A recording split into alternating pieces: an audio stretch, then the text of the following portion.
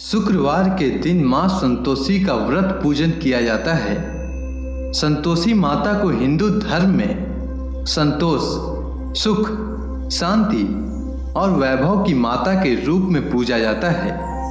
धार्मिक मान्यताओं के अनुसार माता संतोषी भगवान श्री गणेश की पुत्री हैं। संतोष हमारे जीवन में बहुत जरूरी है। संतोष ना हो तो इंसान मानसिक और शारीरिक तौर पर बेहद कमजोर हो जाता है। संतोषी माँ हमें संतोष दिला हमारे जीवन में खुशियों का प्रवाह करती हैं। माता संतोषी का व्रत पूजन करने से धन, विवाह, संतान आदि भौतिक सुखों में वृद्धि होती है। शुक्रवार के दिन व्रत करने वाले स्त्री पुरुष को ना ही खट्टी चीजें हाथ लगानी चाहिए और ना ही खानी चाहिए। तो चलिए सुनते हैं संतोषी माता की व्रत कथा। एक बुढ़िया थी जिसके 7 बेटे थे। उनमें से 6 कमाते थे और एक न कमाने वाला था। वह बुढ़िया उन 6 बेटों को अच्छी रसोई बनाकर बड़े प्रेम से खिलाती, पर 7वें को बचा खुचा जुट्ठन खिलाती थी। परंतु वह भोला था, अतः मन में कुछ भी विचार नहीं करता था। एक दिन वह अपनी पत्नी से बोला, देखो मेरी माता को मुझसे कितना प्रेम है। उसकी पत्नी ने कहा, वह तुम्हें सभी की जुट्ठन खिलाती है, फिर भी तुम ऐसा कहते हो। चाहे तो तुम समय आने पर देख सकते हो। एक दिन बहुत बड़ा त्योहार था। बुढ़िया ने 7 प्रकार के भोजन और चूरमे के लड्डू बनाए। 7वां लड़का यह बात जांचने के लिए सिर दुखने का बहाना करके पतला कपड़ा ओढ़कर सो गया और देखने लगा। मां ने उनको बहुत अच्छे आसनों पर बिठाया और 7 प्रकार के भोजन और लड्डू परोसे। वह उन्हें बड़े प्रेम से खिला रही है। जब वे 6 बेटे उठ गए तो मां ने उनकी थालियों से जुट्ठन इकट्ठी की और उनसे एक लड्डू बनाया। फिर वह 7वें बेटे से बोली, अरे रोटी खा ले। वह बोला, माँ मैं भोजन नहीं करूँगा, मैं तो परदेश जा रहा हूँ। माँ ने कहा, कल जाता है तो आज ही चला जा। वह घर से निकल गया। चलते समय उसे अपनी पत्नी की याद आई जो गौशाला में कंडे थाप रही थी।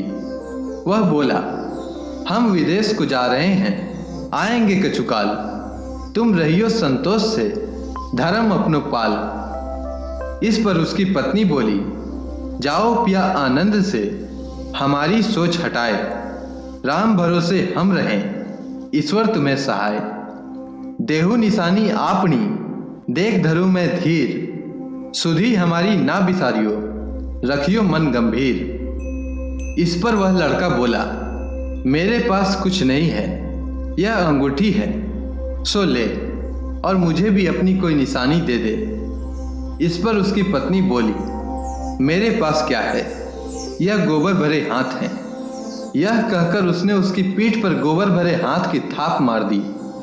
वह लड़का चल दिया ऐसा कहते ही। इसी कारण से विवाह में पत्नी पति की पीठ पर हाथ का छापा मारती है। चलते समय वह दूर देश में पहुंचा। वह एक व्यापारी की दुकान पर जाकर बोला, भाई मुझे नौकरी पर रख लो। व्यापारी को नौकर की जरूरत थी, अतः बोला, तनख्वाह काम देखकर देंगे। इसके बाद वह सवेरे 7 बजे से रात की 12 बजे तक नौकरी करने लगा। थोड़े ही दिनों में सारा लेन देन और हिसाब किताब करने लगा। सेठ के 7-8 नौकर चक्कर खाने लगे। सेठ ने उसे 2-3 महीने में आधे मुनाफे का हिस्सेदार बना दिया। 12 बरस में वह नामी सेठ बन गया और उसका मालिक उसके भरोसे काम छोड़कर कहीं बाहर चला गया। उधर उसकी पत्नी को सास और जेठानियां बड़ा कष्ट देने लगी। वे उसे लकड़ी लेने जंगल में भेजती, भूसे की रोटी देती, फूटे नारियल में पानी देती। वह बड़े कष्ट से जीवन बिताती थी। एक दिन जब वह लकड़ी लेने जा रही थी तो रास्ते में उसने कई औरतों को व्रत करते देखा। वह पूछने लगी, बहनों यह किसका व्रत है, कैसे करते हैं? और इससे क्या फल मिलता है? तो एक स्त्री बोली, यह संतोषी माता का व्रत है, इसके करने से मनोवांछित फल मिलता है। इससे गरीबी, मन की चिंताएं, राज के मुकदमे, कलह और रोग नष्ट होते हैं और संतान, धन, सुख, प्रसन्नता, शांति, मनपसंद वर व बाहर गए हुए पति के दर्शन होते हैं। इसके बाद उसने उसे व्रत की विधि बता दी। उसने रास्ते में सारी लकड़ियां बेच दी व गुड़ और चना ले लिया। उसने व्रत करने की तैयारी की। उसने सामने एक मंदिर देखा तो पूछने लगी, यह मंदिर किसका है? वहां मौजूद लोगों ने कहा, यह संतोषी माता का मंदिर है। इसके बाद वह मंदिर में गई और माता के चरणों में लौटने लगी। वह दुखी होकर विनती करने लगी, माँ, मैं अज्ञानी हूँ, मैं बहुत दुखी हूँ, मैं तुम्हारी शरण में हूँ, मेरा दुख दूर करो। माता को दया आ गई। एक शुक्रवार को उसके पति का पत्र आया और अगले शुक्रवार को पति का भेजा हुआ धन मिला। अब तो जेठ जेठानी और सास नाक सिकोड़ के कहने लगे, अब तो इसकी खातिर बढ़ेगी, यह बुलाने पर भी नहीं बोलेगी। इस पर वह बोली, पत्र और धन आवे तो सभी को अच्छा है। उसकी आंखों में आंसू आ गए। वह मंदिर में गई और माता के चरणों में गिरकर बोली, हे माँ, मैंने तुमसे पैसा कब मांगा था? मुझे तो अपना सुहाग चाहिए। मैं तो अपने स्वामी के दर्शन और सेवा करना मांगती हूँ। तब माता ने प्रसन्न होकर कहा, जा बेटी, तेरा पति आवेगा। वह बड़ी प्रसन्नता से घर गई और घर का काम काज करने लगी। उधर संतोषी माता ने उसके पति को स्वप्न में घर जाने और पत्नी की याद दिलाई। उसने कहा, माँ, मैं कैसे जाऊं? परदेश की बात है, लेन देन का कोई हिसाब नहीं है। माँ ने कहा, मेरी बात मान, सवेरे नहा धोकर मेरा नाम लेकर घी का दीपक जलाकर दंडवत करके दुकान पर बैठना। देखते देखते सारा लेन देन साफ हो जाएगा, धन का ढेर लग जाएगा। सवेरे उसने अपने स्वप्न की बात सभी को कही तो सब दिल लगी उड़ाने लगे। वे कहने लगे कि कहीं सपने भी सत्य होते हैं। पर एक बुढ़े ने कहा, भाई, जैसे माता ने कहा है वैसे करने में क्या डर है? उसने नहा धोकर माता को दंडवत करके घी का दीपक जलाया और दुकान पर जाकर बैठ गया। थोड़ी ही देर में सारा लेन देन साफ हो गया, सारा माल बिक गया और धन का ढेर लग गया। वह प्रसन्न हुआ और घर के लिए गहने और सामान वगैरह खरीदने लगा। वह जल्दी ही घर को रवाना हो गया। उधर बेचारी उसकी पत्नी रोज लकड़ियां लेने जाती और रोज संतोषी माता की सेवा करती। उसने माता से पूछा, हे माँ, यह धूल कैसी उड़ रही है? माता ने कहा, तेरा पति आ रहा है, तू लकड़ियां के 3 बोझ बना ले। एक नदी के किनारे रख, एक यहाँ रख और तीसरा अपने सिर पर रख ले। तेरे पति के दिल में उस लकड़ी के गट्ठे को देखकर मोह पैदा होगा। जब वह यहाँ रुक कर नाश्ता पानी करके घर जाएगा, तब तू लकड़ियां उठाकर घर जाना और चौक के बीच में गट्ठर डालकर जोर जोर से 3 आवाजें लगाना। सासू जी, लकड़ियों का गट्ठा लो, भूसे की रोटी दो और नारियल के खोपड़े में पानी दो। आज मेहमान कौन आया है? उसने माँ के चरण छुए और उनके कहे अनुसार सारा कार्य किया।